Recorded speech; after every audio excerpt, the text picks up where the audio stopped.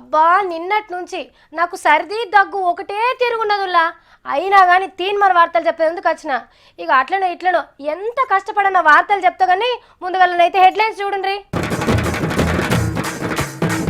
తలరాతలు మార్చే ఓట్లు రాళ్లపాలు, చదివినోళ్ళ కంటే మా సత్తే నయం. మాటలు గరీబు, చేతలు అమీరు, చంద్రాల సారు కొత్త ఇకమతు.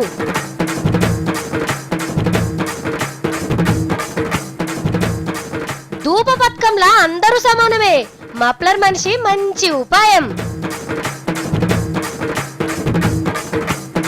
బుద్ధి గడ్డి తిన్నది, బూట్లు తొడిగించుకున్నాడు. అబ్బా ఇయ్యల్లడు సంది ఇక హైదరాబాద్లో తప్పించి ఎమ్మెల్యేలు ఎవ్వరు కూడా హైదరాబాద్లో ఉండొద్దు. ఎవరు వాళ్ళే ఉండాలి. చక్కగా చెరువుల కాడ టెంట్ వేసుకొని వండాలి. లేకుంటే కేసీఆర్ సార్ కోపం చేస్తాడు, అటే ఇంకా వాళ్ళ పని చెప్తాడు.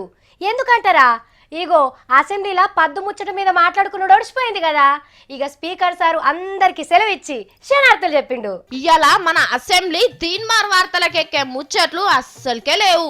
ఎమ్మెల్యే సార్లు సచ్చల మీద అడుగుడు, సర్కారోళ్ళు సమాధానం చెప్పుడు నడిచింది. పైసల ముచ్చట్ల మీదనే చాలా సేపు మాట్లాడిండ్రు. అటెంక ఈటల సార్లు లేచి పైసలు ఎట్లొచ్చేది, ఎట్లా ఖర్చు పెట్టేది చెప్పుకుంటా అయిండు. ఎవరు ఊహించని పద్ధతిలో అనేక పథకాలను ఒకటి మీద ఒకటి మీరు అనౌన్స్ చేస్తున్నప్పుడు కొంత ఇవన్నీ అయితే అంటూ ఆశ్చర్యం వ్యక్తం చేసేటువంటి ఆస్కారం అయితే ఉంటుంది అధ్యక్ష. ఇక నడిమిట్లా అవతలి పార్టీలు కూడా కొన్ని పద్దుల మీద ఒద్దిచ్చొద్దిచ్చి అడిగిండ్రు. అన్నిటికీ కాంగ్రెస్ పార్టీ తిడుతుంటారు. మరి తెలంగాణ ధనిక రాష్ట్రం ఉండడానికి, రెవెన్యూ సరఫరా ఉండడానికి కాంగ్రెస్ పార్టీ కారణం కాదా అని చెప్పి మనం చేస్తున్నాం. ప్రభుత్వం ఈరోజు కేరళ వాళ్ళకి కడుతున్నాం, చాలా సంతోషం. కానీ మరాఠీలు, కన్నడిగలు మన దగ్గర ఉన్నారు కాబట్టి వాళ్ళకు మంచి భవనం కట్టించి వాళ్ళకి సంబంధించినటువంటి ఒక స్నేహభావమైనటువంటి హస్తాన్ని వాళ్ళకి అందించాల్సిన. ఇలా ఆకాశంలో సగం మేమే అంటారు, భూమిలో సగం మేమే అంటారు, అన్నిట్లో సగం మేమే అంటారు. కానీ మాట మాట్లాడకాడ మాత్రం సమయం ఇవ్వకపోతే ఎట్లనయా? ఆలోచించాలి సబతానా.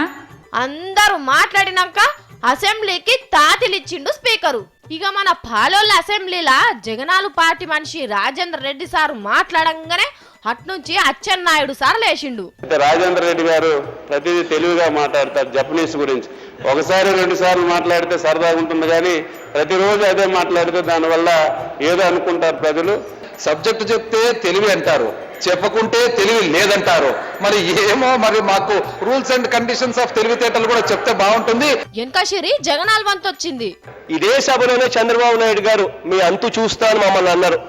కళ్ళు ఇంత పెద్ద పెద్దవి చేసి దానికి సంబంధించిన ప్రివిలేజెస్ మోషన్ పెండింగ్ ఉంది. మళ్ళీ మీ మంత్రులు ఏమేమన్నారు, ఆయన సైజుతో మమ్మల్ని అందరినీ భయపడిస్తాడు. నేనైతే దోపిడీదారుని కాదు, గోండాను కాదు, రౌడీని కాదు. నన్ను చూసి నువ్వెందుకు తెరిచిపోవాలి?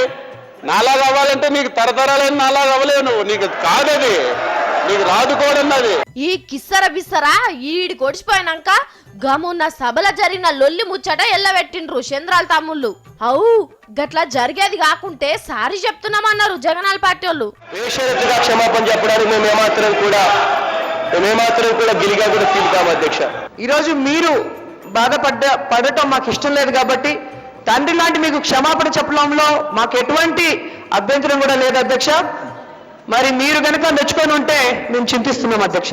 ఇగో గివ్వి ఇయాటి అసెంబ్లీ ముచ్చట్లు. నా బాధ్యతలు ఎప్పుడైనా ఫెయిల్ కావచ్చు నేను, బట్ నాట్ వాంటన్లీ. కావాలని మాత్రం నేను చేయను తప్ప ఎప్పుడు కూడా.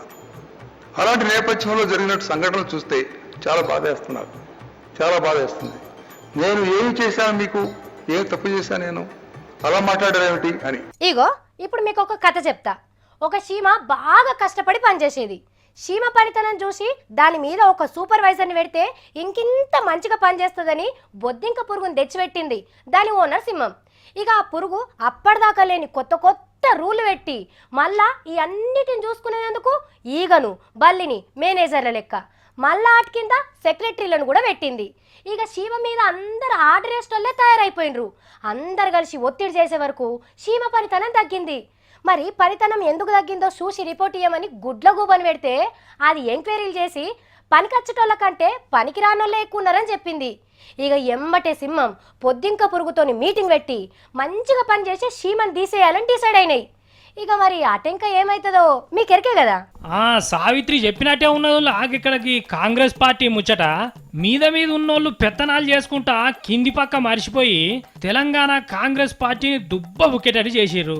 అసలు ముచ్చట ఏంటంటే ఈ చదువుకున్న వాళ్ళందరూ కలిసి మండలి సభకు తోలే ఎలక్షన్లు నడిచినాయి కదా, దాంట్లో చెల్లని ఓట్లన్నీ వచ్చినాయి కాంగ్రెస్ పార్టీకి. మన రాష్ట్రం మనకిచ్చి మంచి పని చేసిందని జనం అనుకుంటే అప్పుడే గా ఎమ్మెల్సీ ఎలక్షన్లల్లో కాంగ్రెస్ పార్టీని నేలకు కొట్టిర్రంటే ఎట్లున్నదో చూడు వీళ్ళ పార్టీ విలువ. గా పెద్ద ఎలక్షన్లు అప్పుడు మీది పక్కుండి పెత్తనాలు చేసిన దిగ్విజయ్ సారు, వేరేటోళ్ళ సంసారం మీద పెత్తనం చేసినట్టు పక్క రాష్ట్రం నుంచి వచ్చిన కొప్పులరాజు సారు, వాళ్లకు తగ్గట్టు మన పొంకనాల పొన్నాల లసుమన్న సారు వీళ్ళు చేయవచ్చే కదా అసెంబ్లీ ఎలక్షన్లలో జనం ఇజ్జత్ తీసి పజ్జీత చేసిర్రు. ఇక ఆడికి జాలలేదు అన్నట్టు వీళ్ళ చక్కదనం ఎన్నలేంది ఇప్పుడు పార్టీ తరపున ఇగో వీళ్ళని నిలబెడుతున్నాం అని చెప్పుకున్నారు. మరి కింది పక్క ఏమైతుంది, వాళ్ళు ఎవరిని పెట్టుమంటారనే ముచ్చట్లే పట్టించుకోకుండా ఏతులకు పోతే జనం ఓట్లేయకుండా మూతుల మీద కొట్టిర్రు. ఈ హైదరాబాద్ లా పువ్వు గుర్తు గెలుచుడు కాంగ్రెస్ కే కాదు, అటు అంత నాదే అనుకుంటా ముంగటి కురుకుతున్న కేసీఆర్ సార్ కాళ్ళల్లో కట్టెబెట్టి తొడగిచ్చినట్టు అయింది. ఈ ముచ్చటెరికైనాక సీఎం సార్ ఉట్టిగానే ఉంటాడా?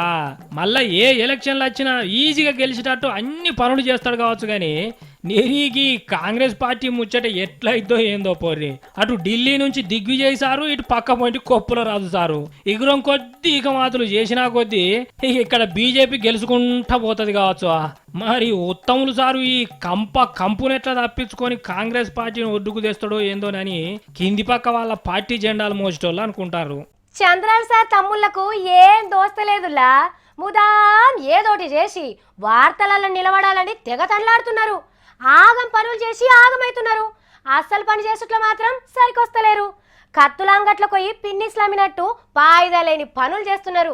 ఇంతకు ఏం చేసిండ్రు, ఏం ఆగమైండ్రు చంద్రాల సార్ తమ్ముళ్ళు? అరుసుకోండి. వరేవా, చంద్రాల సార్ తమ్ముళ్ళ సీరియల్ మంచిగున్నది. దినాం ఆఫీస్ కాడ కలుసుకునుడు, అసెంబ్లీ కాడికొచ్చి లొల్లు పెట్టుడు, ఈగో గిట్ల గేటు కాడికి రాగానే పోలీస్ అన్నలు వెనుకకు మలుపుడు, ఎక్కువ తక్కువ మాట్లాడితే ఎత్తుకపోయి జీపులేసు నడుస్తున్నది.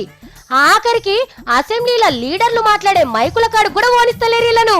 అసెంబ్లీల దేశం పాటొచ్చేటప్పుడు బడి పొరగల్ల లెక్క బెంచీలెక్కి నిలబడ్డారని సారీ చెప్పమంటే మాకేం ఖర్చు అన్నట్టే చేసిరు కదా. ఇప్పుడు గదే అసెంబ్లీకి పోదామని మస్తు కొట్లాడుతున్నారు. స్పీకర్ సార్ రావద్దని ఆర్డర్ వేసినాక పోలీసు వాళ్ళు ఓనిస్తారు. ఇది వరకే స్పీకర్ సార్ని కలిసిండ్రు, అటెంకా గవర్నర్ సార్ని కలిసిండ్రు. ఇక ఈడైతే పని అయితే లేదని ఢిల్లీకి పోయి రాష్ట్రపతి సార్ ముంగట కూడా గోసెల పోసుకున్నారు. ఓ దిక్కు అసెంబ్లీకి తాతీలిచ్చే రోజు రానే వచ్చే. కానీ తెలుగు తమ్ముళ్ళు మీ కొట్లాట గట్టిదే, సేమ్ టు సేమ్ గిట్లనే అసెంబ్లీలుండి కొట్లాడితే ఎంత ముద్దుగుండు అనుకుంటున్నారు. సైకిల్ పార్టీని పరీక్షలా చూసుకుంటా రాయనీయకుంటే ఎట్లా? అందరూ 600 మార్కులకు 570, 590 వచ్చే తెలుగుగల్లోనే ఉంటారా? నా సుంటోళ్ళు కూడా ఉంటారు. అరే చదివినవి మసికుండాయి. పరీక్షల 15 మార్కుల ప్రశ్న ఇచ్చి 5ంటిలో 3ంటిని పూరింపుము అంటే ఏమన్నా పూరిలా సప్పరించుకుంటా తినేదానికి పరీక్షల ప్రశ్నలు ఏందో ఏమో. గీ ఆఫీసర్లు ఉన్నారే మాసుంటి పరీక్షలు రాసే పోరగాళ్ళ మనసుల్ని అస్సలకే అర్థం చేసుకోరు. మొన్నగా బీహార్ అనే రాష్ట్రంలో పరీక్షలు ఎట్లా రాసిందో చూసి మనకాడ ఎవ్వరు అట్లా చేస్తలేరని బాధపడ్డాం కదా. అందుకే మహబూబ్ నగర్ జిల్లా ఆత్మకూరోళ్ళు మంచిగా పోటీకి దిగిర్రు.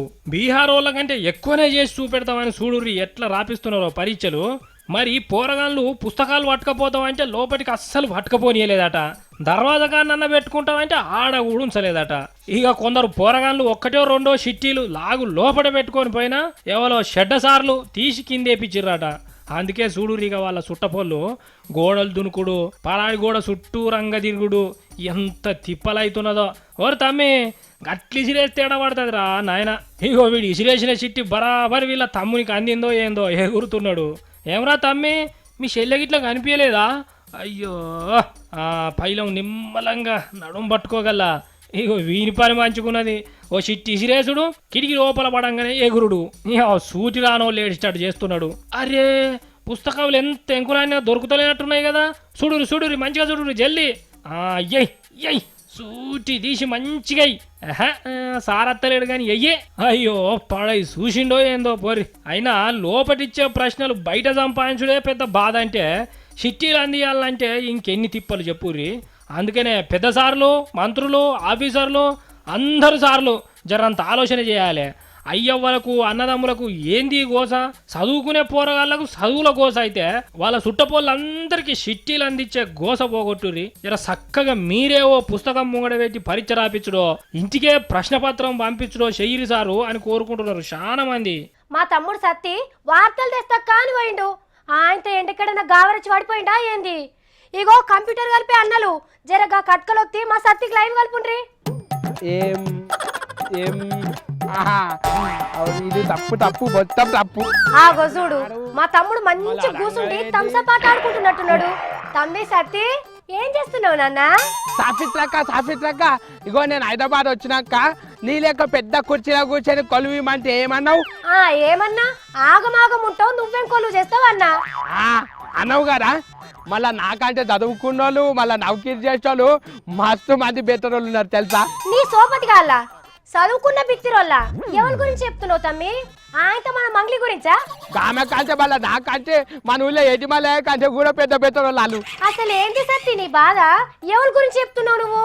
ఎమ్మెల్పీసీ ఓట్లు కూడా రాలేదు. పెద్ద స్కూల్ చేసుకుంటా చదువుకుంటా గాయతో కూడా ఓట్లు రాలేదు. నాకైతే మస్తు సిగ్గు అవుతున్నది. ఓహోహోహో, నువ్వు ఎమ్మెల్సీ ఓట్ల గురించి చెప్పనీకా గింత తిప్పల పడుతున్నావు. ఓట్లేసు రాలేదంటే చెల్ల నోట్ల గురించేనా నువ్వు చెప్పేది? మరి కాదా? పట్టాల భద్రాయాలమంటారు. మళ్ళా కాగితం మీద పెన్ను గీత కూడా చక్కగా ఓటేయనిక రాదు. చూచూ నాకైతే రాగొస్తున్నది. నిజమే సత్తి, డిగ్రీ చదివిన లేసిన ఓట్లల్లా ఏం తక్కువ 20 నుంచి 30 వేల ఓట్లు చెల్లలేదు.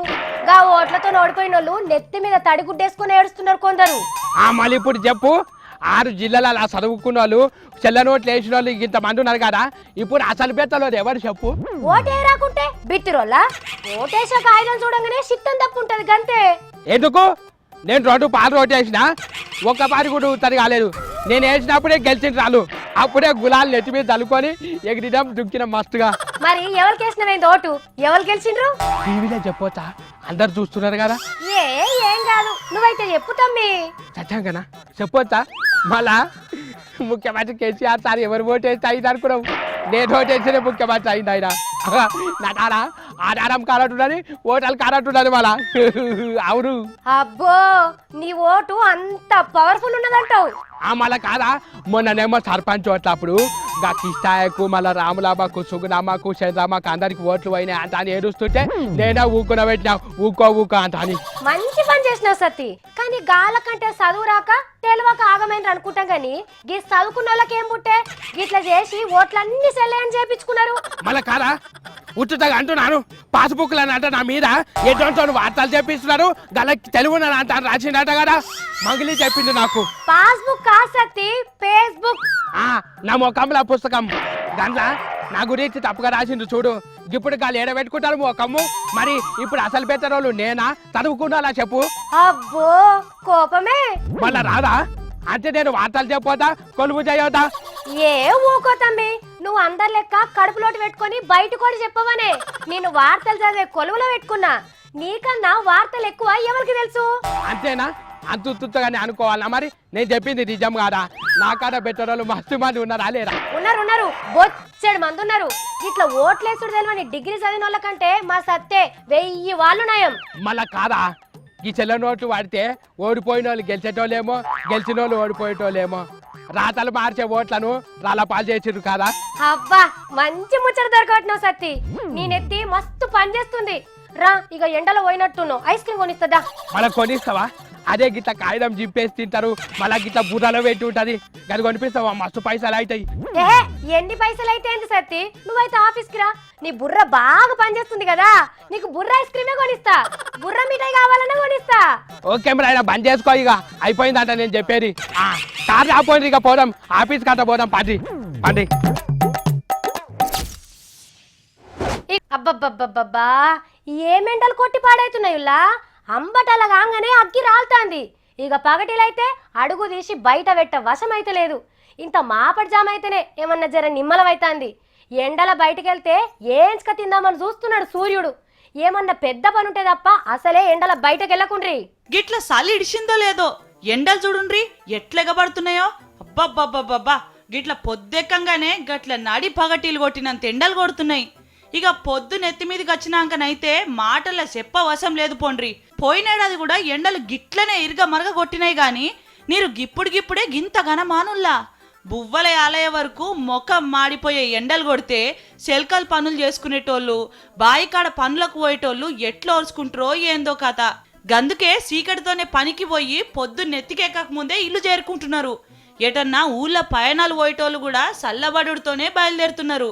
సెట్ల దాపుల చూసుకొని కాసే ఉప్పోస పోతున్నారు, మళ్ళా సల్లబడంగానే ఇంట్లోకి వస్తున్నారు. ఇక సిటీలలో అయితే పొద్దు మాపు గాలి పంకలు తిరుక్కుంటున్నా ఉడకపోత ఓర్చుకుంటలేరు.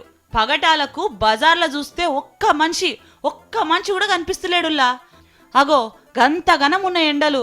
మరి ఇప్పుడే గిట్లుంటే నడి ఎండాకాలం అంటే ఇంకో నెలొద్దులు పోతే ఎండలు ఏ తిరుగుంటాయో, వడగాలి ఎంత ఘనం దోలుతుందో ఏందో. అయినా గడియసేపు కూడా కరెంటు పోనీయమని కేసీఆర్ సార్ చెప్పిండు కాబట్టి ఎర్రటెండల ఎటు చూసినా ఉసికి ఉన్న జాగల చల్లటి నీళ్ల తావు దొరికినట్టు మనకేం కాదు తీయుండ్రి అని అనుకుంటున్నారు పబ్లిక్. తలరాతలు మార్చే ఓట్లు రాళ్లపాలు, చదివినోళ్ళ కంటే మా సత్తేనయం. మాటలు గరీబు, చేతలు అమీరు. చంద్రాల సారు కొత్త ఇకమతు.